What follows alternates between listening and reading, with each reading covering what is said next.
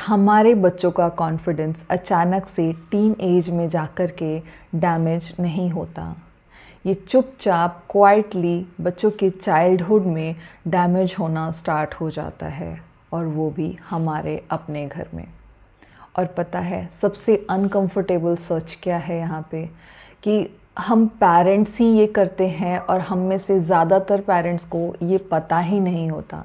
मैं भी एक पेरेंट हूँ, और जब मैंने चाइल्ड साइकोलॉजी पढ़ा तो ऑनेस्टली मुझे अपने बिहेवियर पर भी रिफ्लेक्ट करना पड़ा।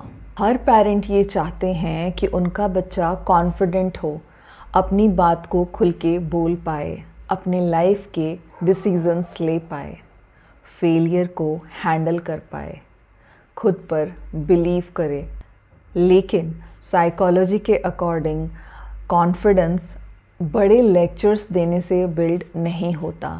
ये हमारे डे टू डे लाइफ में जो हमारे बच्चों के साथ हम छोटे मोटे इंटरेक्शंस करते हैं, उससे उनका कॉन्फिडेंस या तो बनता है या तो टूट जाता है।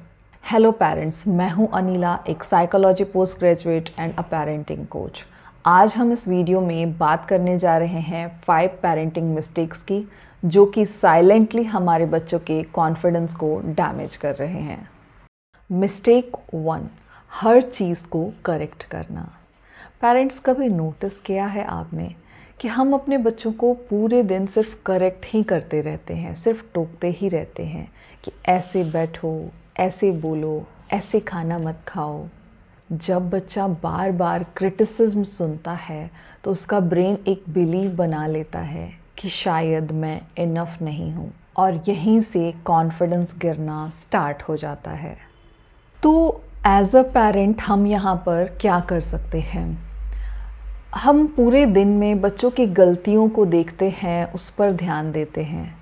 ये करने के बजाय, बच्चों की गलतियों को पकड़ने के बजाय, पूरे दिन में जो हमारे बच्चे ने सही काम किए हैं, कुछ अच्छे काम किए हैं, आप उसको इनकरेज करो। आपको पता है हमारा ब्रेन इनकरेजमेंट को क्रिटिसिज्म से ज़्यादा स्ट्रॉन्गली रिमेंबर कर पाता है। Mistake 2, comparison. ये बहुत कॉमन मिस्टेक है, स्पेशली हमारे कल्चर में।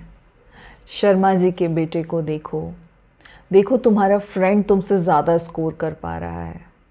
और ये सारी बातें करके हम पेरेंट्स को ये लगता है कि हमारे बच्चे इससे मोटिवेट होंगे। बट सच तो ये है कि कंपैरिजन कॉन्फिडेंस का एनिमी होता है। इससे हमारे बच्चे मोटिवेट नहीं होते। उनमें कंपैरिजन हमारे बच्चों को मोटिवेट नहीं करता, उनके अंदर शेम क्रिएट करता है। हर बच्चे का ब्रेन अलग होता है, हर बच्चे की स्पीड अलग होती है, उनकी स्ट्रेंथ अलग होती है। यहाँ याद ये रखना है कि कंपैरिजन कॉन्फिडेंट बच्चे या कॉन्फिडेंट चाइल्ड नहीं बनाता। कंपैरिजन इनसिक्योर अडल्ट्स ज़रूर बनाता है।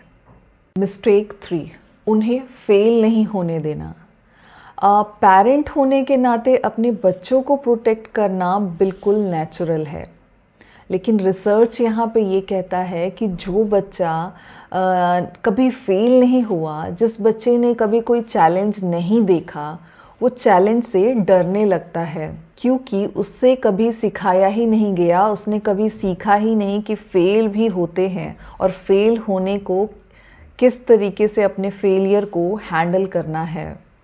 उसने कभी ये जाना ही नहीं कि अगर वो गिर गया तो वो गिर के उठ भी सकता है।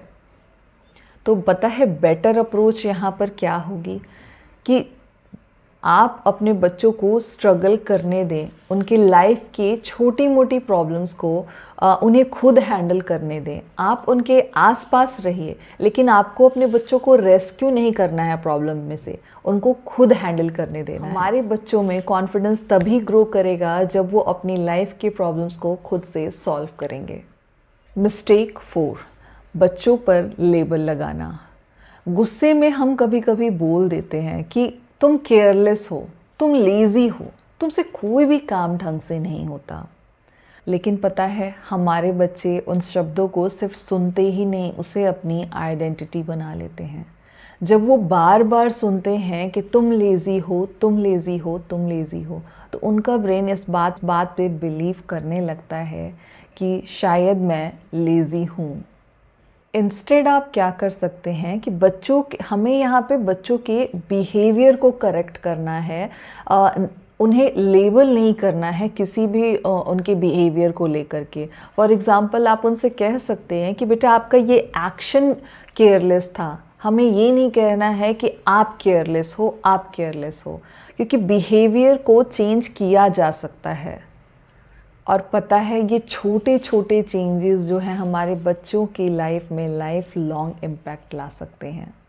मिस्टेक 5, बार बार शाउटिंग करना। सच बोलूं, ज़्यादातर पेरेंट्स, ज़्यादातर मम्मा पापा कभी ना कभी शाउटिंग करते ही हैं। मैं भी कभी ना कभी अपने बच्चों पे शाउट कर ही देती हूँ।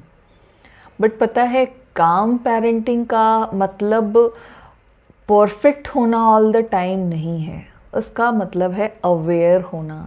हम अपने बच्चों से मोस्ट ऑफ द टाइम किस तरीके से बात कर रहे हैं, हमने इस बात का बिल्कुल ध्यान रखना है, क्योंकि न्यूरो साइंस भी यही कहता है कि जब हमारा बच्चा बार बार शाउटिंग सुनता है तो उसका ब्रेन स्ट्रेस रिस्पॉन्स एक्टिवेट कर देता है, और जब उनका ब्रेन थ्रेट फील करता है तो वो लर्न करना बंद कर देता है, रिस्क लेना बंद कर देता है, एक्सप्रेस करना बंद कर देता है, और धीरे धीरे बच्चा या तो फेयरफुल हो जाता है या फिर इमोशनली डिस्टेंट। इसीलिए मोस्ट ऑफ द टाइम हमने ये ट्राई करना है कि हम अपने बच्चों के साथ पेशेंसली डील करें।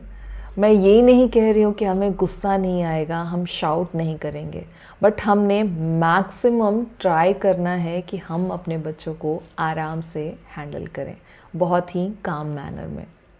अगर आपको इनमें से कोई भी मिस्टेक ऐसा लगा कि आप करते हो या आपसे हो जाता है, तो प्लीज़ पैनिक मत करिए, क्योंकि कॉन्फिडेंस एक दिन में डिस्ट्रॉय नहीं होता।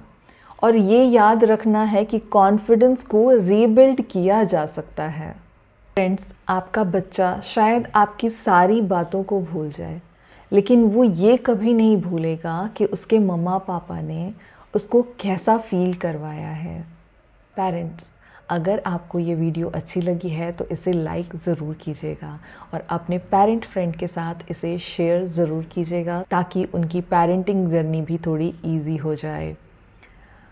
और अगर आप अपने बच्चे को मेंटली और इमोशनली स्ट्रॉन्ग और कॉन्फिडेंट बनाना चाहते हैं तो मेरे इस चैनल को ज़रूर सब्सक्राइब कीजिएगा। यहाँ पर हम पेरेंटिंग को प्रेशर से नहीं, साइकोलॉजी से समझते हैं। तो मिलते हैं फ्रेंड्स नेक्स्ट वीडियो में। Till then, stay calm, stay kind and keep loving. Thank you so much for watching. Happy parenting.